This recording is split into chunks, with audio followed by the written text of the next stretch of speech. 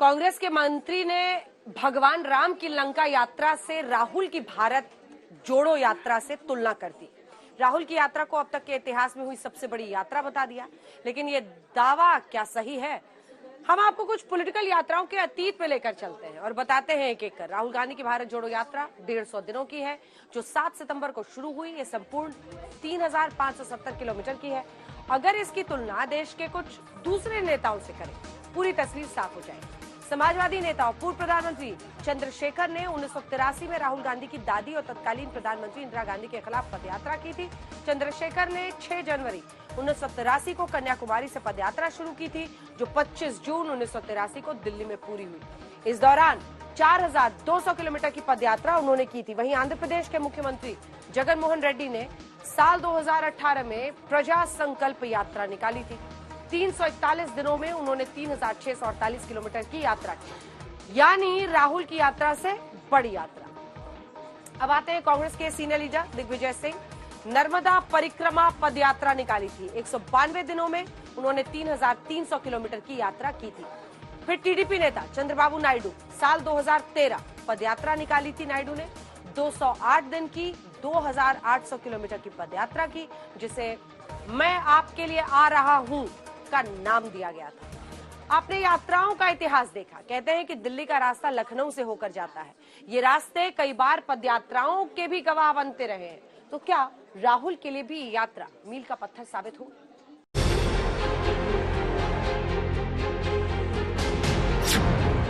राहुल की यात्रा पर सियासी कमेंट्री जारी।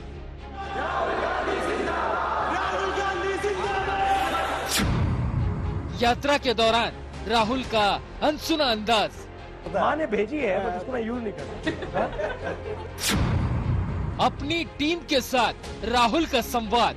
थकना है तो थका सकते हैं वो कोई प्रॉब्लम नहीं है, डिस्टेंस बढ़ा सकते हैं। भारत जोड़ो यात्रा से क्या बदलेगी किस्मत? 7 सितंबर से भारत जोड़ो यात्रा शुरू हुई। यात्रा को राहुल के पॉलिटिकल करियर से लिंक करके रनिंग कमेंट्री भी शुरू हो गई। कांग्रेस पार्टी इसे मास्टर स्ट्रोक बता रही है, तो विरोधी बीजेपी ने भारत जोड़ो यात्रा का वेलकम कटाक्ष से किया, तंज से किया। पूछा था कि 150 दिनों लंबी यात्रा राहुल पूरी कर पाएंगे। अब अपने अंदाज में राहुल गांधी विरोध में उठने वाली आवाजों को जवाब दे रहे हैं। यात्रा को नहीं रोका। रोज सवेरे बीजेपी के ट्विटर हैंडल पर चले जाइए। बेचारे इतने घबराए हुए हैं कि ऑफिशियल तौर से ट्रोल बन चुके हैं।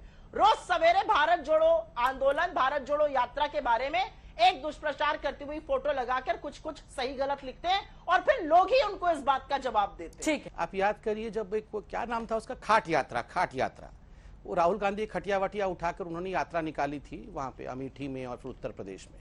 तो ये रोज कहते थे मोदी जी डर गए हैं, मोदी जी घबरा गए हैं, बीजेपी वाले बहुत डर गए हैं खाट यात्रा से।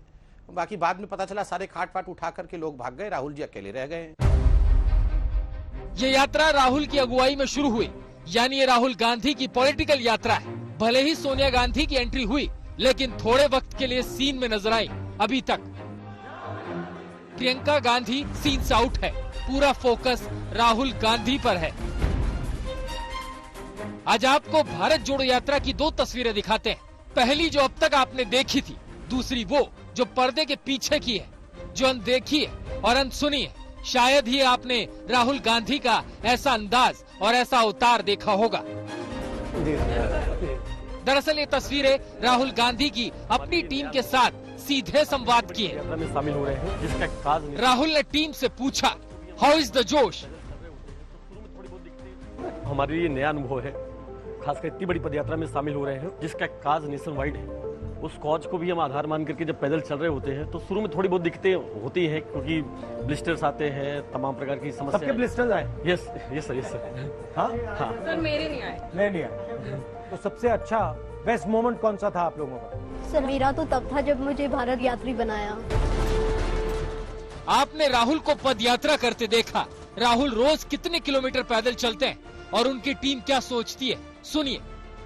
हम लोग 14-14, 15-15 किलोमीटर चल रहे हैं, लेकिन यहाँ आके थकान का एहसास नहीं हो पा रहा। नहीं, थकना है तो थका सकते हैं वो कोई प्रॉब्लम नहीं है, डिस्टेंस बढ़ा सकते हैं। नहीं सर, बहुत सही है। लगभग उसी हिसाब से चल रहे नहीं, लगाम डाली हुई है तो डिस्टेंस आए। यस। सवाल जवाब का सेशन था, लिहाजा अगर राहुल ने टीम से सवाल पूछा तो टीम ने भी एक सवाल राहुल गांधी से पूछा। जब मुझे भारत यात्री बनाया। Every day in the camp we'll go at 7:30 in the evening. Next day morning 6:30 pakka you'll be there.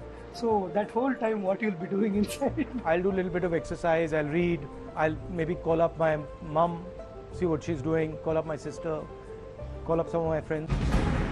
Bharat जोड़ो यात्रा के दौरान राहुल का लुक बदला हुआ है, दाढ़ी और बाल बढ़ रहे हैं। टीम के एक सदस्य ने राहुल से पर्सनल सवाल पूछा। Which sunscreen are you using? I don't know. No sunscreen. No. I'm not using any sunscreen. नहीं, टैनिंग हुई है। टैनिंग मेरा बेटा भी कह रहा था सर, नहीं, मैं वो घोड़ा खाल में पड़ता है। माँ ने भेजी है, बट उसको मैं यूज नहीं कर रहा। राहुल ने भारत जोड़ो यात्रा की संपूर्ण फिलॉसफी भी समझाई। हम ऑपोजिशन का काम कर रहे हैं, मगर हमारे लिए यात्रा को छोड़कर, मतलब सड़क पे चलने और डायरेक्ट जनता से मिलने के अलावा कोई चारा नहीं, रास्ता ही नहीं है। ये सोचते हैं कि एक बार हमने कैप्चर कर दिया तो हिंदुस्तान चुप हो जाएगा। ये गलतफहमी में है। ये हिंदुस्तान चुप नहीं होने वाला, लड़ जाएगा। इसमें कोई शक नहीं है कि आज राहुल गांधी की भारत जोड़ो यात्रा की पूरे देश में चर्चा है, लेकिन यात्रा से कांग्रेस और राहुल का पॉलिटिकल ग्राफ कितना उठता है ये वक्त बताएगा। ब्यूरो रिपोर्ट, आज तक।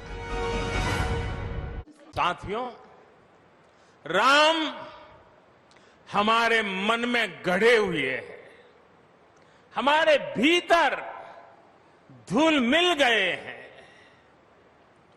कोई काम करना हो तो प्रेरणा के लिए हम भगवान राम की ओर ही देखते हैं। आप भगवान राम की अद्भुत शक्ति देखिए। इमारतें नष्ट हो गई,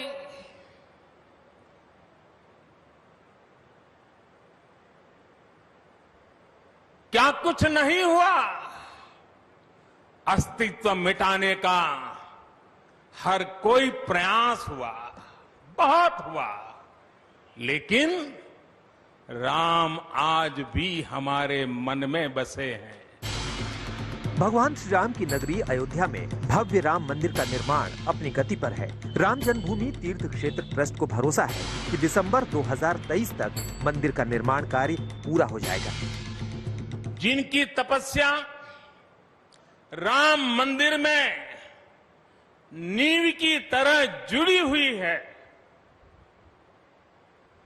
मैं उन सब लोगों को 130 करोड़ देशवासियों की तरफ से सर झुका करके नमन करता हूं। राम मंदिर के निर्माण में 1800 करोड़ रुपए खर्च होने का अनुमान है। भव्य राम मंदिर में रामलला को जनवरी 2024 में मकर संक्रांति के शुभ मुहूर्त में स्थापित कर श्रद्धालुओं के लिए रामलला का दर्शन शुरू करवा दिया जाएगा। इस घड़ी का इंतजार हर राम भक्त को है और इस बार खुद प्रधानमंत्री मोदी ने भी छोटी दिवाली अयोध्या में मनाने का फैसला किया है। अयोध्या में भव्य दिव्य भगवान राम की जन्मभूमि मंदिर निर्माण कार्य चल रहा है और देश के यशस्वी प्रधानमंत्री जी आ रहे हैं और 4 घंटा इस बार दीप महोत्सव में साथ रहेंगे। साधु संतों में अपार उत्साह है।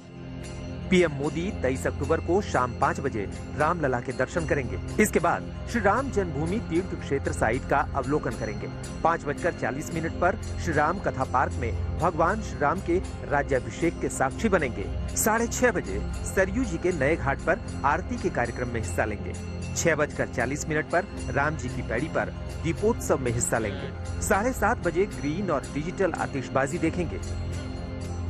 अयोध्या में इस बार छठा दीपोत्सव कई मायनों में महत्वपूर्ण होगा, न सिर्फ दियों की संख्या के लिहाज से, क्योंकि इस बार उत्तर प्रदेश अपने ही रिकॉर्ड को तोड़ेगा और 17 लाख दियों की तैयारी के साथ में कवायद होगी एक नया कीर्तिमान बनाने की। बल्कि इसके साथ ही साथ प्रधानमंत्री नरेंद्र मोदी की इस घाट पर मौजूदगी भी रहेगी, जहां पर इन असंख्य दियों की रोशनी की जगमगाहट के बीच में रामलला का दर्शन होगा। रामलला की किंवदंतियों के बीच में उनके कहानियों को गाया जाएगा और एक अद्भुत नजारा इस राम की पैड़ी पर होगा। अयोध्या में पीएम मोदी के आगमन से पहले छठे दीपोत्सव की तैयारियां जोर शोर से शुरू हो गई है। इस दफा दीपोत्सव पर 15 लाख से अधिक दिए जलाकर नया वर्ल्ड रिकॉर्ड बनाया जाएगा। ये record Guinness book of world record के तौर पर दर्ज किया जाएगा। पिछले साल अयोध्या में 9,41,551 दीप जलाकर विश्व रिकॉर्ड बनाया गया था। अयोध्या में साल 2017 में योगी आदित्यनाथ की सरकार बनने के बाद दीपोत्सव की शुरुआत की गई थी। पूरी अयोध्या को छोटी दीपावली पर प्रधानमंत्री मोदी के आने का शिद्दत से इंतजार है। हम लोग तो रोज इंतजार करते हैं, जैसे सेवरी भगवान राम का रोज इंतजार करती थी, वैसे हम सारे कार्यकर्ता इंतजार करते रहते हैं कि जिस प्रधानमंत्री के कारण आज प्रभु श्री राम का भव्य मंदिर बन रहा है, वह यहाँ आए, हम उनका भव्य स्वागत कर सकते। अयोध्या में दीपोत्सव के लिए अभी तक 14 लाख दिए पहुंचा दिए गए हैं। अयोध्या की सड़कों की सजावट भी तेजी से की जा रही है। अब बस इंतजार है तो राम भक्त मोदी का दीपोत्सव का नया रिकॉर्ड बनने का। सियापति रामचंद्र की, सियापति रामचंद्र की, सियापति रामचंद्र की। बनवीर सिंह के साथ अभिषेक मिश्रा, अयोध्या आज तक। अयोध्या दौरे से पहले प्रधानमंत्री मोदी विश्वविख्यात केदारनाथ धाम का भी दौरा करेंगे। एक दिन तय है 21 अक्टूबर के इस दौरे के लिए। केदारनाथ धाम में तैयारियां शुरू हो गई हैं। हम आपको बता दें कि पीएम मोदी ने 2013 में केदारनाथ में तबाही के बाद वहां के कायाकल्प का संकल्प लिया। अब केदारनाथ धाम में दूसरे चरण के पुनर्निर्माण कार्यों का जायजा भी लेंगे। बाबा केदारनाथ के दर्शन के बाद पीएम मोदी बद्रीनाथ धाम भी जाएंगे। काशी विश्वनाथ से लेकर महाकाल तक, और इस बार दिवाली से पहले प्रधानमंत्री मोदी बाबा केदारनाथ और बद्रीनाथ के दर्शन के लिए जा रहे हैं। दिवाली से पहले प्रधानमंत्री मोदी 21 अक्टूबर को केदारनाथ के दर्शन करेंगे। प्रधानमंत्री बनने के बाद मोदी का ये छठा केदारनाथ दौरा है। प्रधानमंत्री नरेंद्र मोदी के केदारनाथ दौरे को लेकर तैयारियां शुरू हो गई। केदारनाथ धाम में वायुसेना के भारी मालवाहक चिनूक हेलीकॉप्टर से एटीवी वाहन पहुंचाया गया है।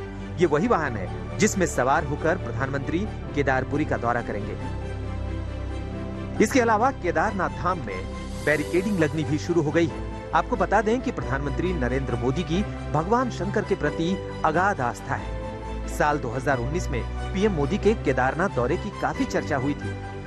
18 मई 2019 को पीएम मोदी केदारनाथ की रुद्रधान गुफा में गए थे और वहां 18 घंटे बिताए थे। पीएम की यात्रा के बाद उसे मोदी गुफा भी कहा जाता है।